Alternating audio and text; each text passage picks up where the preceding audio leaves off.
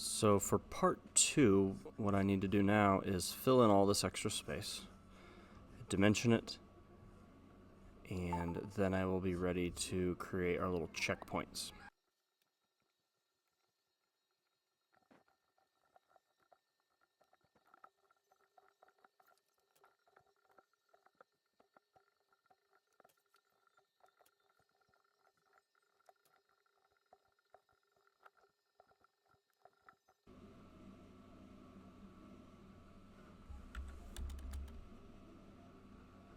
So if you come across problems where it's got too many constraints and it turns red, just hit undo. And what I'm looking at here is, as long as my dimension is more than that 5.08, I should be good for that ball to travel. So I'm gonna escape that. That might be that I've actually dimensioned it multiple times here, so anytime you come across little problems, just try. Oh, see, it's not going to want that either. So I'm just going to undo that one and leave it alone. So escape, undo, there we go, and just delete that for now. Okay, so I've got most of this. I do have a little bit of room over here. I'm going to put maybe one more rectangle over here. Let's dimension the width of it first. And you don't even need to type in the hashtag. You can just type in the letter, the W, or the H.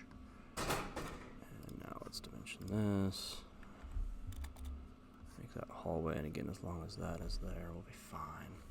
Alright, so I'm going to be good with that. I'm going to go ahead and extrude that sketch. Again, it's going to be up to face, and that's going to be this face here. And if I want to make sure I'm adding that to part 1 so that it's all one single part. Go ahead and go to isometric just to see what I've got there, and I'm liking it. There's a little bit of space here I could fill in, and a little bit of space here I could put some real small little nubs, kind of like this here, to kind of fill those spaces. But for the tutorial, I'm going to go ahead and move on from here. Alright, so we're going to make another sketch on the face here. We're going to just go normal. And we're going to do some circles. So I'm going to hit C. I'm going to do a circle here. We'll dimension them in a minute. And all I'm going to use these circles for is kind of like little checkpoints. Like if you're playing a game, you gotta get to all of these little spots and pause.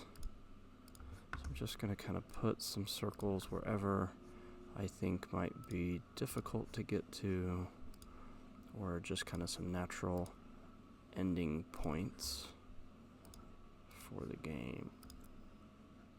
Believe it or not, circles here in the middle are actually a little more difficult if you don't have a wall to kind of bounce off of. So I'm just gonna, that's probably more than enough, way too many actually, but I think this did not get dimensioned here. So I'm gonna go back real quick. I'm gonna go ahead and accept the sketch for just a second. I'm going to go back into this original sketch. Oh, must be this one here. And yes, I did not. This dimension here was not quite big enough, so that would have affected the circle that I was putting in there. There we go. That looks better. So if I already extruded it, I don't need to go back and do the extrude. It will update once I update this sketch. That's called a parametric design. It kind of builds on each other. I can update something further up here, and it will update all the other features that have been applied to it. So I am going to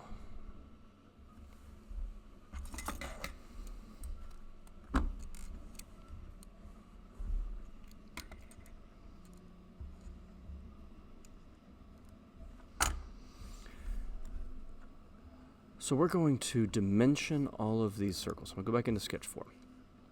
Now I only have to dimension 1, and then I can use the equals command to make all of these equal. So I'm going to dimension this, and we're just going to go at 3. So again, the bear, actually, no, we don't even need to do that. We can go 2.5.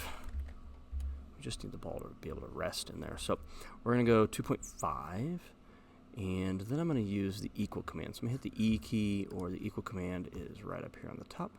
Again, it is the E key. So I'm going to hit the E key. I'm going to click on this. This is now the master. And then because I've got the equal command selected, if I click on the other circle, it's now going to adjust the second circle to this first one. So again, click on the first one, click on the second one. I always have to go back and click on the first one. Yeah, so see, now this one is selected. I don't want anything else to equal this one. So I need to escape, hit the equal command, click on my parent and the child. Parent and the child. Yes, that is what that is called. The parent to the child.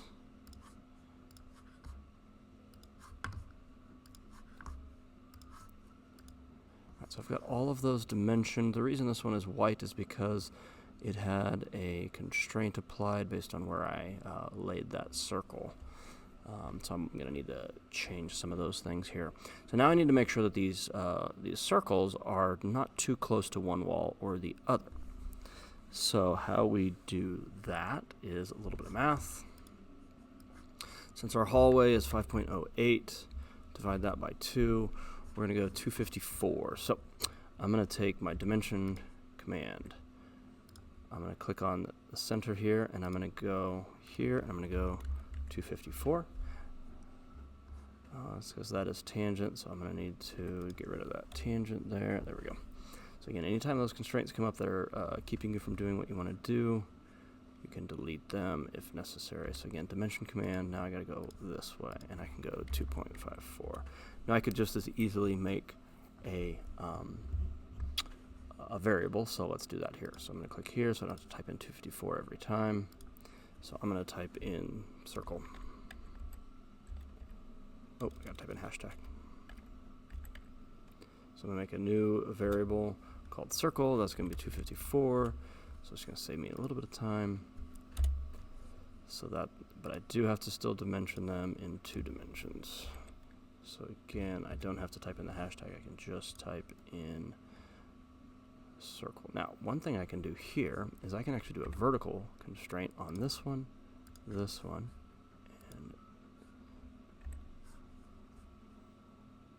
so those should be lined. Alright, so what we need to do is just continue dimensioning all of these. Again, when you get to this one, I'll pause and show you that I got a constraint there that I need to get rid of. These that are kind of out in the open, I just want to get them lined up with something that looks good. These 3 here could be horizontally aligned and so on. So I'm going to go ahead and dimension all of those and get back for the outer shell and finishing. Right, so immediately I have an error here. This hallway is not big enough. I will go find that sketch here in just a little bit and figure out what's going on with there. So I'm going to leave that one undimensioned for now.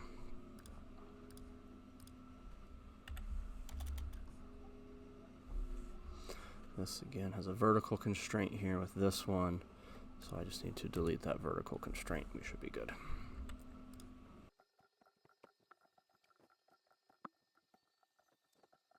So again, I need to go back. I need to fix this sketch because something's going on here. Sketch 2, this dimension here, and I can see. I see what happened. So what happened is I dimensioned the outer wall to there. So when I do this hallway, it's going to give me an error. And I come over here and delete this. There we go. So that and then. So again, I clicked on the top line dimension to this instead of the inner line. So that was the original error there. But now I should have room to go back into Sketch 4 and dimension this from here to here.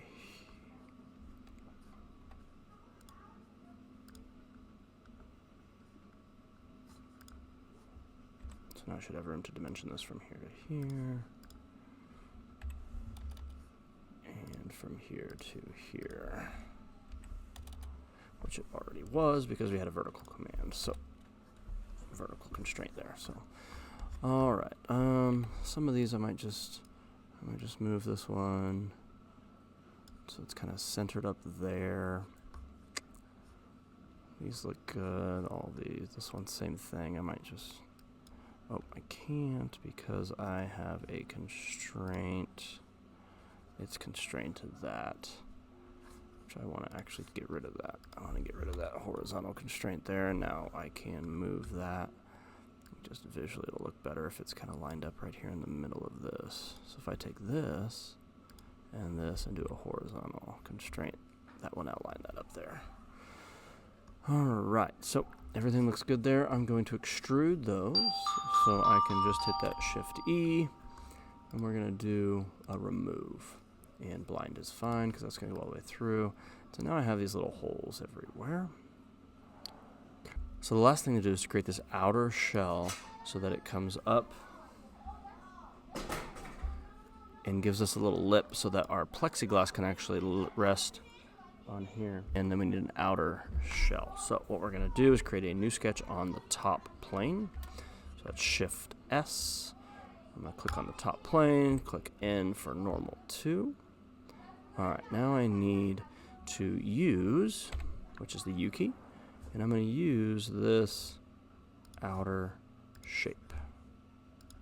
Okay, and I'm going to turn this off for now. So now I have that outer shape. And what I need is I just need an offset of that. So from here, I should be able to click offset and click on each of these. Now my offset does not need to be 5. We're going to do an offset of our wall thickness, which is 1.22. 1.22. Okay. And we're going to accept that. So now I'm going to extrude this, but I'm just going to click on this outside edge, not the inside edge. So it kind of made a shell, but an outer shell. Okay. And that's going to go up our original distance, which was 7.62 plus the height of the plexiglass, which is 3, for a total of 10.62. And if I turn part 1 back on, I now have this outer shell. So again, our piece of acrylic is going to rest right on here. This ledge here will allow it to glue to. And then the ball will be stuck inside. So from there, we can actually go back to Extrude 5. It's not a new part. We're adding it. Merge scope is part 1. There we go. Now it's a solid part. Apologies. So now we just have that one solid part because we're only printing it once. From there, we're going to rename it like I just showed you. And then you can export the STL file and send that to Schoology for printing. Go ahead and add the color on here that you would like the maze.